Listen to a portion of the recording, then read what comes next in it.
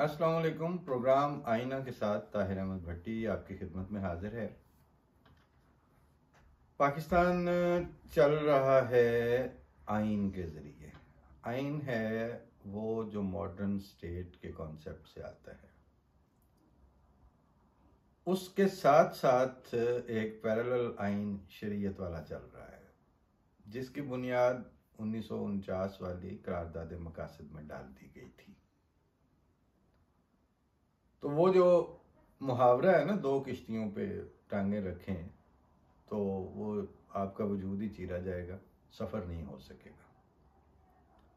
बिल्कुल उसी तरह से ये पैराडॉक्स, ये तजाद, ये साथ साथ चल रहा था, चल रहा है और अभी चलेगा। इस सारे दौरानिए में दो काम नहीं किए गए। एक ये नहीं किया गया कि शुरू में ही ये कहें कि जनाब हम ये समझते हैं और हमने ऐसे ही करना है, बल्कि आमद और नास, उनकी सिविल सोसाइटी के धड़े और उसके leaders, retired bureaucrats, even retired जज, रिटायर्ड जर्नैल, वो सारे, फिर उनकी फैमिलीज, उनका एक्सपोजर है पाकिस्तान से बाहर की दुनिया में फर्स्ट वर्ल्ड के साथ पूरी तरह से। वो कैंसस से भी पढ़ रहे हैं, वो हार्वर्ड से भी पढ़ के आते हैं, जाते हैं, सुनते हैं, ऑक्सफोर्ड का नाम भी बेचा जाता है। ये सारा कुछ करके उसके बाद उस खित्ते ज़मीन पर जाते जाते वो जो उनकी जो लर्निंग थी उस सारे को अनलर्न करके, तो वो वहाँ के सिनारियो के मुताबिक, वहाँ की सिचुएशन के मुताबिक एक नई किस्म की फ़िलासफ़ी घड़ के देते हैं, उसमें अपनी दानिश्वरी घुसेड़ के, उसका तड़का लगा के, और जो दुनिया से पढ़ के आए होते हैं उन सारों का फ्लेवर ऊपर छिड़क के गार्निश करते हैं उसको, उसके ऊपर ह्यूमन राइट्स की, और फिर वो सर्व करना चाहते हैं। जब वो चम्मच से पहला ही उसका लुकमा लिया जाता है तो वो बदबू दे रहा होता है, उसके अंदर बिसांत पाई जाती है बुस्से हुए खाने की। वो सारी उसके अंदर जो खुसूसियात हैं वो भी हैं, और वो सेप्टिक भी है, वो आपके जाके भी मसाइल खड़े कर देता है। जब आप वो हलक से उतार लेते हैं तो फिर बाथरूम को भागते हैं, क्योंकि वो डाइजेस्टिव प्रोसेस के साथ उसका कोई लगा नहीं खाता, उसके मैचिंग नहीं हो पाती।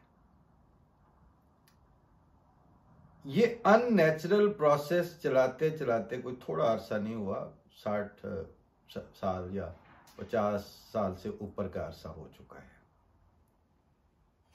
अब वो जो malnutrition towards human heart and mind थी, और वो जो malfunctioning of the general body of the state and structure जो है, इन दोनों के तकरीबन क्लाइमैक्स पे इस वक्त हम खड़े हुए हैं।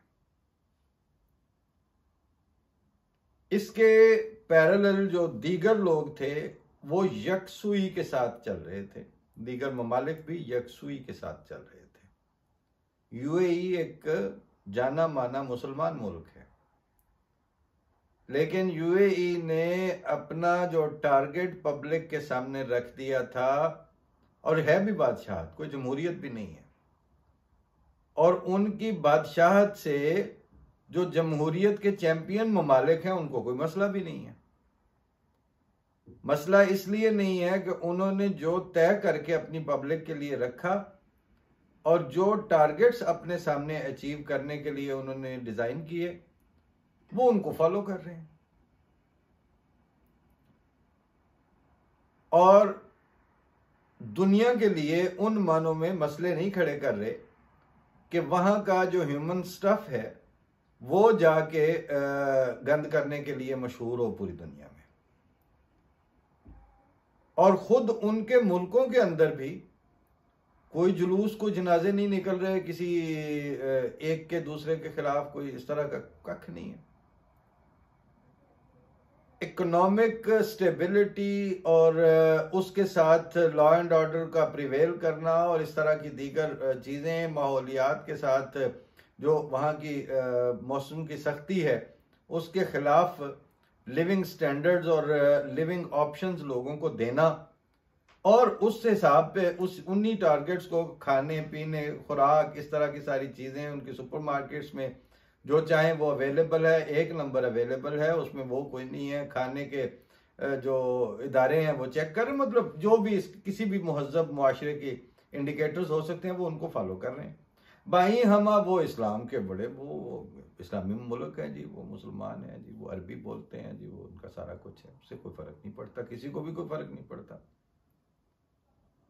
वही मुश्ताक यूसुफी साहब ने जो एक दफ़ा कोट किया कि जब वो कहीं थे अरब ममालिक में किसी जगह पे अपनी जॉब के सिलसिले में, तो उनके अरबी जो दोस्त थे अकाउंट यानी उस लेवल के बैंकिंग सेक्टर के, उन्होंने कहते हैं कहा कि यार इस्लाम तो हमने भी कबूल किया है, यानी ये जो अरब मुल्क हैं बहरीन, कतर, सऊदी अरेबिया के या ये वाले,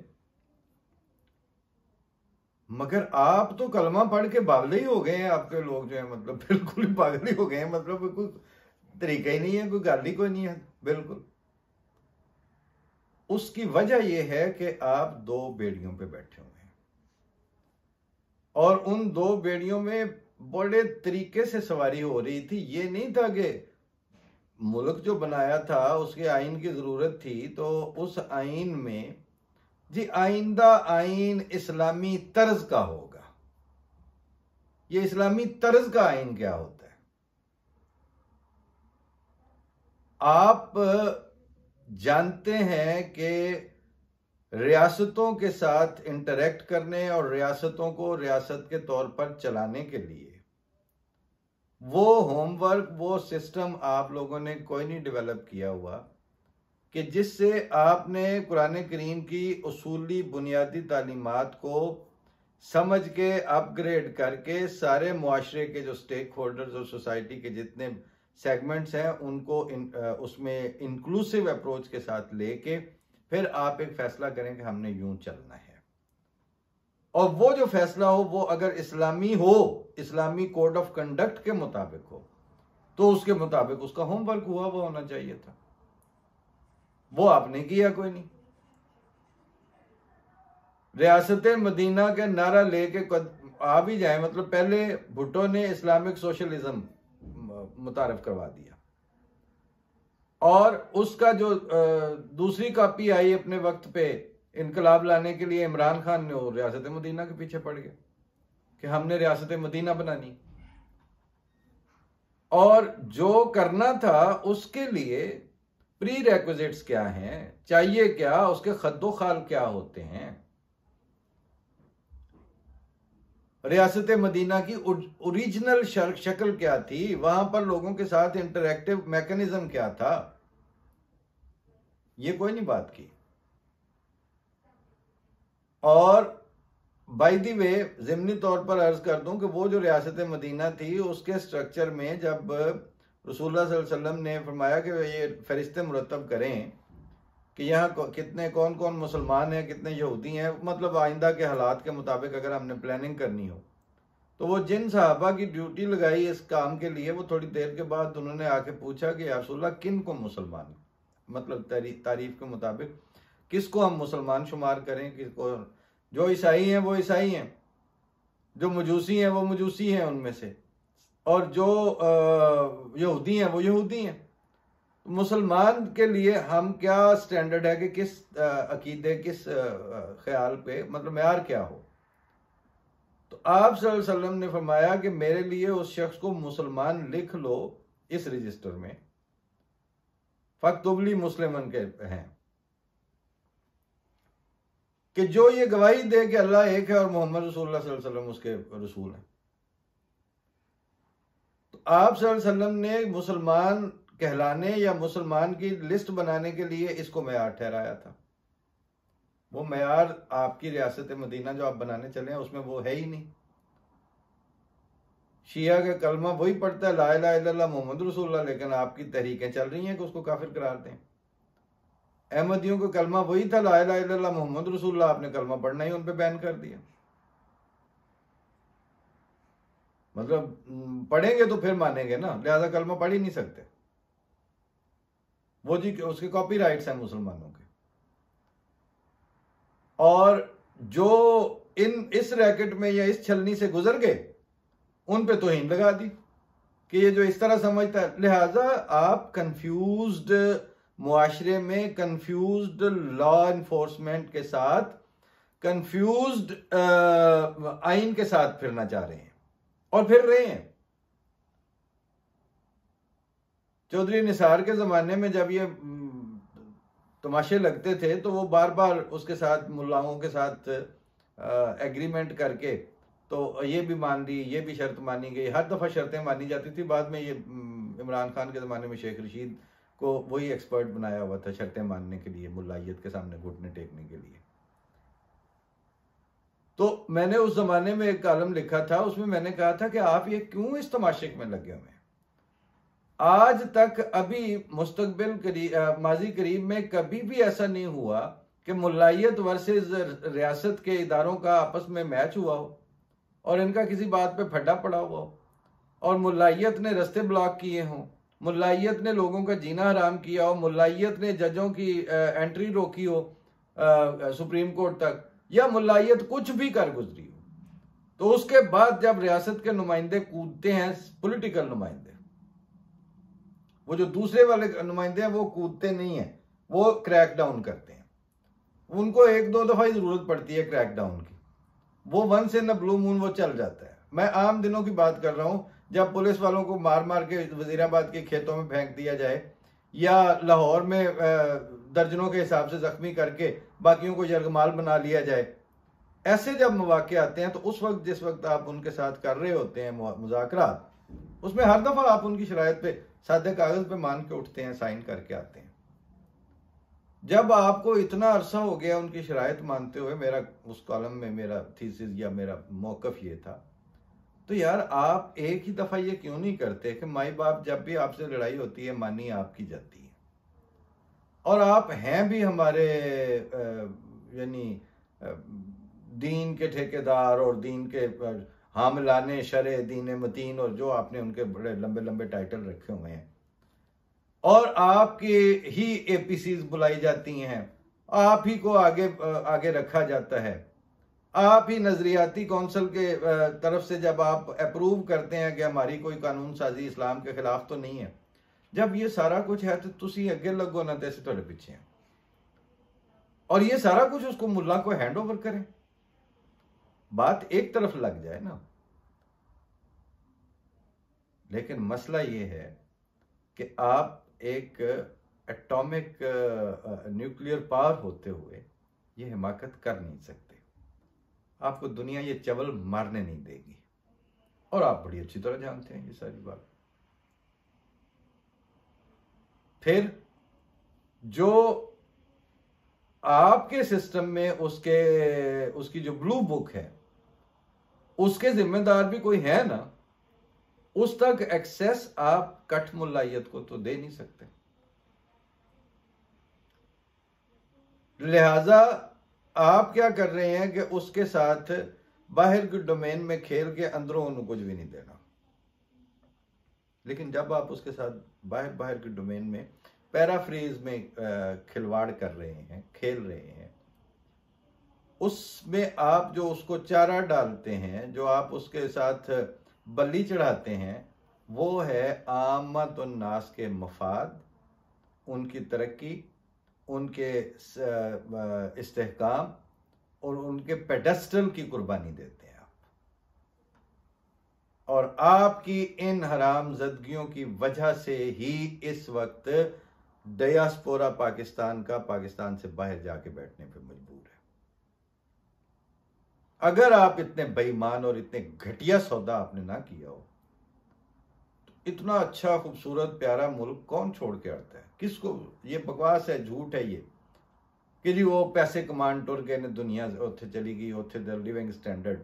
आपकी जो अपनी माँ है वो कैंची चप्पल में फिरने वाली, कच्चे वेड़े में रहने वाली हो ना, तो आप एलिजाबेथ टेलर को मां नहीं बना लेते जाके कि वो बड़ी ग्लैमरस है, वो फर्स्ट वर्ड तो पैदा हुई है। आपको आपकी मां ही प्यारी लगती है, लेकिन आपने वो मुल्क, वो धरती, वो जो मदरलैंड है, वो रहने के काबिल नहीं छोड़ी। किसके लिए? आमत उन्नास के लिए। आप उधर ही हैं। यानी ये खिलवाड़ करने वाले जो हैं वो उधर ही हैं। अच्छा, फिर दूसरी डाइकाटमी क्या पैदा हो रही है? वही भुट्टो से लेके आज तक मैंने पहले भी वजाहत की थी ना कि गंद करते हैं और उसके बड़ा सिस्टमेटिक रिपरकशंस जो है वो आमत उन्नास तक जाएंगे। आइन में तब्दीलियां करेंगे, उसके असरात आमद उन्नास पे पड़ेंगे। नए से नए कमीशन बनेंगे, नए से नई अदालतें बनेंगी, उनके बद असरात आमद उन्नास को भुगतने पड़ेंगे। वो जो ऊपर वाली टीयर है उसको कुछ भी नहीं होना। जब उसको होना नहीं, उसका इलाज बाहर होना है, उसके बच्चों ने बाहर पढ़ना है, उनके पैसे बाहर हैं, उनकी बड़ी जायदादें बाहर हैं, उनके स्टेक्स बाहर हैं, वो किस चक्कर में जाते हैं कि जो पैसे इन 25 करोड़ की शक्ल दिखा के उधार ले लिया गया दुनिया के सामने कि एक ह्यूमन क्राइसिस ना पैदा हो जाए, ह्यूमन डायलेमा ना पैदा हो जाए इनके फ्लॉप होने और फेलवर की सूरत में, वो जो दुनिया एक खैरात की तरह मतलब 12-12 और 10-10 बिलियन की सूरत में इनको देती है, उसमें से फिर निकाल के ले आए, खून चूस के ले आए। और क्या करने आप जाते हैं पाकिस्तान? और किया क्या है आपने कभी पाकिस्तान में? इस माइंड सेट के साथ आप लोगों का, इस सोच और इस नीयत के साथ जो गवर्नेंस है, उसमें आपको सूट ही ड्यूअल सिस्टम करता है कि आइन जो है वो दूसरी तरह बना हुआ हो जैसे दुनिया के मुल्कों में आइन होते हैं, डेमोक्रेटिक वैल्यूज और डेमोक्रेसी और इस तरह के उसके नाम हो, उसमें पार्लियामेंट और मुकन्नना और ये सारे जो है वो पिलर्स शुमार हों, फिर उसमें राइट्स दिए जाएं, फिर उस आइन के खिलाफ जो उसके आर्टिकल्स हैं उसके खिलाफ ना जा सकने की गारंटियां दी जाएं। जब ये सारा कुछ करके दुनिया को वो डॉक्यूमेंट दिखा दिया जाए कॉन्स्टिट्यूशन ऑफ पाकिस्तान का, उसके बाद गंद सारे वही करें। मतलब कितनों ने आज तक ये सवाल उठाया कि वो जो सेकंड अमेंडमेंट आपने जहां से मुंह खोला था इसका खजाने का, बल्कि जिल्लत का, वो आपने इंटरनेशनली जो गारंटीड राइट्स हैं इंसानों के, राइट ऑफ फेथ, वो उसके सर में खाक डाल के आपने वो अमेंडमेंट की थी। कर ली? पूछने वाला कौन है? जो संडे कोर्ट के 73 में 70 की दहाई में तो वो अपना 28 मन निकालते थे 2 किले में से, उन्होंने इससे क्यों कौन सा इख्तलाफ करना था? नाम उनका इस्तेमाल हुआ, गंद आप लोगों ने किया। उस वक्त के जो दानिश्वर थे वो बाद में जाके मुबशर हसन जब बहुत रिटायर हो गए तो वफात से कुछ अर्सा पहले कह दिया कि वो उसका मजहब से कोई ताल्लुक नहीं था, वो पॉलिटिकल डिसीजन था। और अगर मैं उसके बारे में उस वक्त जो उसके पीछे जो स्ट्रिंग्स हिलाने वाले और जो उसके सपोर्टर थे या जिनकी वजह से ये हुआ उनके नाम ले दूं तो हमारे डिप्लोमेटिक रिलेशंस बाज़ मुल्कों से खराब हो सकते। मतलब हम पिट रहे थे ना, बता रहे थे ना कि शाह फैसल ने ये सारा कुछ करवाया, भुट्टो ने मिलके, कजाफी और जो भी उस वक्त के थे बड़े बड़े उसके। लेकिन आप लोगों को शर्म ही नहीं आई, आपने कुछ सोचा ही नहीं कि यार इंज नहीं करीदा होता। तो इस तरह जब आपने वो बुनियादें रखी थी तो वो बुनियादें इस्लाम की तालीमात और कुरान करीम के जो फैक्ट्स थे उनको तोड़ने मरोड़ने और लोगों को जाहिल रखने को फिलोसोफाइज करने के ऊपर आपकी बुनियाद थी। अभी मैं मजहब के नाम पर खून जो है वो किताब मेरा बेटा पढ़ रहा है, तो हम रोज थोड़ा थोड़ा जब पढ़ रहे होते हैं तो वो जाहिर है हर चौथे सफे पे उसको रोक के कहना पड़ता है, पापा ये कैसे हो सकता है, ये ला इकराह फिद दीन का ये तर्जमा और ये तफसीर कर रहे हैं मौदूदी साहब। उस बच्चे को नहीं समझ आ रही कि मौदूदी साहब ने ये खच क्यों मारी। इतना गंद क्यों किया? मगर उसके पीछे वही इक्तदार की और पावर ग्रैबिंग की फिलॉसफी थी। इर्तदाद और मुर्तद की सजा कत्ल के जो सरेखेल है वो वही मौदूदी साहब थे जिन्होंने बकौल गुलाम अहमद परवेज ने उनके उन अकायद के ऊपर कहा था इस तरह का इस्लाम जिसमें बंदा आ तो सकता है जा नहीं सकता, ये इस्लाम मजहब तो ना हुआ, ये तो मौदूदी साहब आपने चूहेदान बना दिया इस्लाम को कि चूहा उसमें से जा सकता है, वन वे ट्रैफिक है, आ नहीं सकता। और इसी बुनियाद पर वो अमीन हसन इस्लाई जो है वो फिर बाद में एक मजमून में कहते हैं कि गुलाम अहमद परवेज का जो कुफर है वो तो कादियानियों और मिर्जा गुलाम अहमद से भी ऊपर का आगे का कुफर है। आपने वो पैराडॉक्स का जो मजहबी पैराडॉक्स से भरा हुआ पटारा था उसको नथी कर दिया, उसको मत्थे मार दिया पाकिस्तान के आइन के ऊपर। तो हुन भुगतो, हुन खाऊं किधर की चोट और बचाऊं किधर की चोट। तो अब आपके यहां दहरियत, अब आपके यहां रोज वो मजलिस लगा के बैठ जाते हैं, फिर अब जाकिर नाइक, प्री जाकिर नाइक और पोस्ट जाकिर नाइक जो सिनारियो है पाकिस्तान का, वो इन हालतों से बाहर निकल नहीं सकते जब तक आप पहले अपने किए हुए गंद आपको तस्लीम करें। अल्लाह ताला ने एक इस्तिगफार का जो सिखाया हुआ है ना वो है कि वा तरफ तो बेज़ंबी, अस्तगफिरुल्लाह रब्बी जो है उसके साथ जोड़ा है इसको। कम से कम ये जो हम जब बैत करते हैं तो उसमें जो इस्तिगफार पढ़ाया जाता है उसमें वा तरफ तो बेज़ंबी के अल्फाज हैं कि पहले आपको अपने उस गुनाह का इतराफ करना पड़ेगा जो आपने किया हुआ है, फिर उसके ऊपर अल्लाह ताला की मगफिरत की चादर मांगे तो मिल जाए।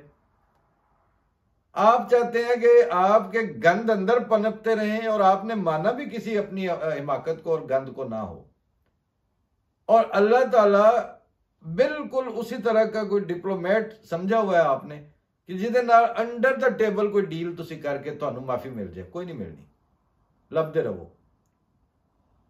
और बाकी अब मैं जो है ये जो मैं बुनियादी पैराडॉक्स की तमहीद है ये इसलिए लगाई है कि अब आपके यहाँ सवालात पैदा किस तरह के हो रहे हैं। जाकिर नाइक से वो लड़की जो सवाल उठा रही थी वो, और जिनसे हमारी कभी बात होती है वो ऐसे सवाल उठाते हैं जिससे पता चलता है कि आपने लोगों को जाहिल और बेखबर रखने पे काम किया, मफादात किस तरह आपने अपने सिक्योर करने हैं उस पे काम किया, और पब्लिक और उनकी जहन और उनकी सोच, उनके विजन, उनकी स्टेबिलिटी, उन सारी चीज़ों की बलि चढ़ाई, उसकी कुर्बानी दी, और अब लोग बिलबिला रहे हैं। चाहे वो तहरीक इंसाफ और इमरान खान की तब्दीली के नाम पर बिलबिलाएं, चाहे वो आमत और नास सिविल सोसाइटी उठ के आके ह्यूमन राइट्स की बात करे। हुआ गंद है, किया आपने है, सारे रल के कीता है और भुगत सारा मुल्क लिया। अल्लाह दे हवाले। अस्सलाम वालेकुम।